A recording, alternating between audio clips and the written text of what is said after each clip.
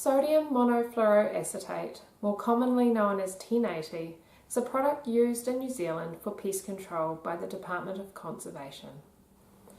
An aerial drop of 1080 is planned to take place across 34,000 hectares of conservation land on Mount Taranaki in Doc's aim to kill possums, rats and stoats. Unfortunately, 1080 is an indiscriminate poison which also possesses the risk for secondary poisoning of non-target species. And due to the widespread aerial dropping of pellets, it's also possible for contaminated carcasses to end up in waterways and travel downstream. 1080 is fatal and there is no antidote. So here's a few tips to protect your family, pets and livestock with the coming drop.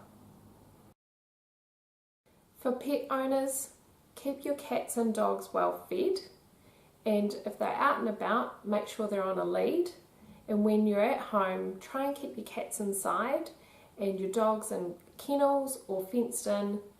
If your dogs are free to roam or they're working dogs, we suggest the use of muzzles. As infected animal and bird carcasses can be carried down waterways right to the river mouths, we do suggest keeping your dogs on leads at beaches as well. In particular, Awakura, Wild Road, Ahu Ahu Road and Corbett Park Beach, as these beaches are closest to the drop zone. Doc suggests keeping dogs on leads for 3 months, while information from the National Possum Control Agencies suggests that the risk remains between 3 and 6 months while the carcasses are still decomposing fully, and this length of time can be increased if the weather is extremely cold or extremely dry.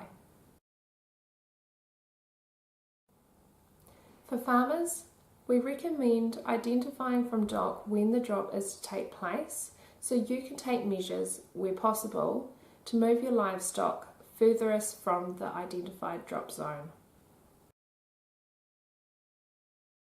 As long as you stay out of the drop zone while an aerial drop is being conducted, it should still be safe to keep fishing. However, sublethal levels of 1080 have been found in trout following 1080 drops in other areas of the country, so you may want to take this into consideration before you consume trout, eels and other fish from our Taranaki tributaries.